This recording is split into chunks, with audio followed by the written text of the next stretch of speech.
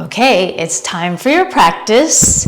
So all you need for props, you need your yoga mat and maybe 2 blocks. You might need them, you might not, but it's better to have them ready so you don't have to stop your practice and go get them.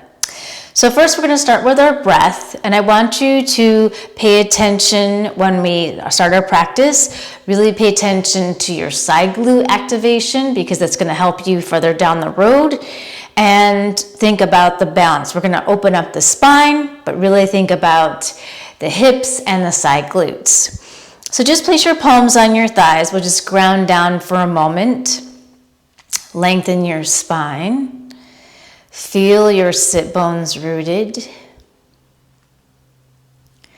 And just notice if there's any change going on in the moment right now or just before you came on your mat. Whether it was the shift in energy, the change in the vibe in your home, at work, and how it maybe affected you. And see if you can just come present with just allowing the change to be a change. You're not labeling it for anything other than it just is. Change always happens and occurs, and just like with seasons, there's always a change in the season. So keep grounding down, keeping your mouth closed. Take a big inhale and exhale, empty out the breath. Inhale, lengthen, exhale. Inhale. Exhale, one more round. Inhale, exhale. Now very slowly float open your eyes. Keep sitting up tall. Bring your arms down by your side and just draw your shoulders all the way up to your ears as far as they can go. Open your mouth and let them drop. And one more time. Inhale. Good. Now bend the elbows, and this is very specific for the wrist. So you're going to bend the elbows and have your knuckles face out, then face each other. This is actually easier. So face out and start to draw circles. Really slow, so you're getting it into the wrist joint and opening it up. Because anytime you're weight bearing, which you will be in a moment, you want to make sure the wrists are prepared. So preparing the wrists, preparing the joints, preparing the feet are really essential to your practice. And reverse the circles. And keep sitting up tall, so keeping that length in your spine.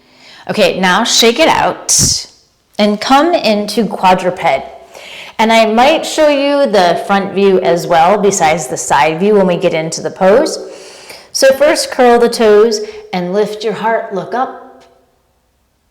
Release the toes, exhale, empty out the breath. Curl your toes, inhale, lift. Exhale, round. Inhale. Exhale. And one more. Inhale. Exhale. And shift forward, little pulses forward and back, getting into the upper back and the neck. Pressing the tops of the feet. So getting a little bit of plantar flexion, ankle stretch. It's not too deep because you're not weight bearing really. Okay, now come to a neutral spine, but have a little bit of protraction. So not dropping your chest to the floor. I want you to really think a strong structure in your quadruped. Stretch your left leg back and push through the heel, close the hip. Versus opening the hip, close the hip. Feel the energy throughout the leg and the glute. Take your right arm forward, lift the left leg. And I want you to think strong and stable and slowly pivot out to the side with the arm and the leg. Try not to lean to the right and pivot back to center. And one more. Pivot out to the side and back to center. Lower down and switch sides. So stretch out the right leg, close the hip, and really push the energy through the heel. Make sure that you're not dropping your chest. A little bit of navel toward the spine. Lift the left arm, thumb up, lift the right leg. and pivot out to the side and back to center. Whoops, keep the leg lifted, sorry about that, and pivot out to the side and back to center. And lower down, curl the toes, and shake out your wrist. Now I'm just gonna show you really quick the front view because I want you to pay attention to what can happen, and I really want you to focus on the integrity of the bird dog going lateral position so that you're really activating the glute and trying to keep the leg hip height and the arm shoulder height, shoulder level. Okay, so when you're in quadruped, it's really easy to lean. So let me make sure I'm in the screen. So from this position, pretend my leg is stretching back. I'm a little bit out of space. Okay, so leg is lifted, arm is lifted, and then you're gonna pivot out to the side. Try not to bring the arm back or drop the leg. I really want you to work that side glute. Make sure the palm is underneath the shoulder and try and get that arm in line with the shoulder. And notice if the hip is falling out, can you really push it to the opposite side? Because that way you're working everything. Your breath is gonna be a little bit bigger and stronger, and you're gonna really work on that engagement. So I really want you to focus on that, okay? We're gonna do one more round. So stretch out the left leg, stretch out the right arm, lift, inhale, and exhale. Reach and see if you can lift the leg, hip height, arm, shoulder height, and even push toward the left. And come back to center. Inhale and exhale. Really work that side glute. Can you straighten the leg? Pivot back to center. Lower down. Stretch out the right, left arm, right leg, and pivot out to the side. And pivot back to center. Out to the side and center. Lower down. Curl the toes and lift into downward facing dog. And pedal out the feet. Moving your hips side to side.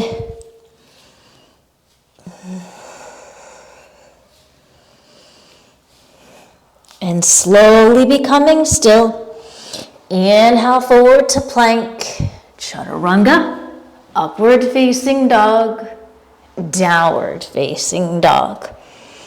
Inhale forward to plank, chaturanga, upward facing dog. Stay strong, really push with the arms, downward facing dog.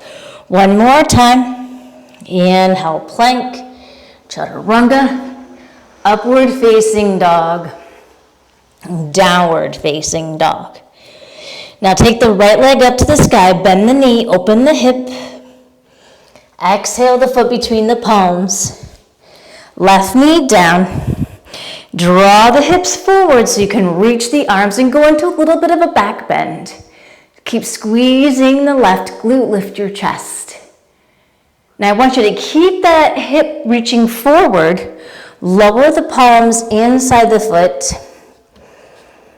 and you can sink forward and down. Keep your chest lifted so you're not shifting back. Really want you to open up that left groin and hip. Left groin, top of the quad, hip flexor. Okay, this is where you can use blocks at any point. You can use them right here. Just make sure you're keeping your chest lifted, and you can use them when we shift back. So you can take them with you. I'm not going to, so you're gonna shift back and keep your palms inside the leg, dorsiflex the foot, and I want you to really pull your chest forward so you're lengthening your spine versus really rounding the spine. So we're only going to do this 2 times each. Keep the foot dorsiflex, really get a stretch into that back side of your right leg. And slowly shift forward, sink, lift your chest, and it's really good if the knee passes the toe. It's going to give you more range in the ankle. Pressing through the heel, and shift back. Keep reaching your chest forward, pressing through the heel. Keep that dorsiflexion in the foot. And notice if you're getting a little bit more stretch in the back side of your right leg. And shift forward, sink, lift your chest. Keep squeezing that left glute. Now curl the left toes, lift the knee, and step back, downward facing dog. Okay, left side, left leg up, bend the knee, open the hip. Exhale, the foot between the palms, lower the knee down, and circle the arms up. Keep lifting your chest, squeezing the glute on the right, playing with the back bend. Now keep the hips reaching forward, don't shift back. Reach forward with the palms, and you can move the left foot out a little bit. Broaden your chest, collarbone facing toward the front of the mat. Squeezing the right glute. And maybe when you start, the knee is not passing the ankle, and that's fine. Maybe it will eventually. It's just gonna give you more range in the ankle joint. And slowly shift back all the way, so you're sitting on a plantar flex foot. Dorsiflex the left foot, and maybe slide the palms a little bit further back so you can keep the length of your spine. So we're getting the whole back body, not just the back of the left leg and glute.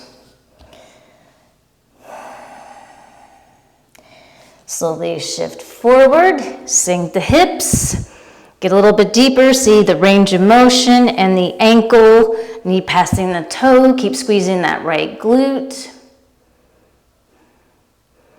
And shift back, straighten the leg, and maybe go a little bit deeper in your fold, maybe bend the elbows, but keep reaching your sternum, your chest toward the front of the mat. And stay with your breath. And slowly shift forward, coming back into that lizard variation, lift the chest. Curl the toes, lift the knee, and step back, downward facing dog. Bend the knees, push straight arms, move your head, no, move your head, yes. And lower down, curl the toes, and sit on your heels, getting into the toes, the ankles, and can you stay weight bearing just for a breath as you release from all that work. And you can close your eyes if you'd like, or you just can have that soft, steady gaze or drifty gaze straight ahead. And as always, you're welcome to practice this class as much as you need, and enjoy your day.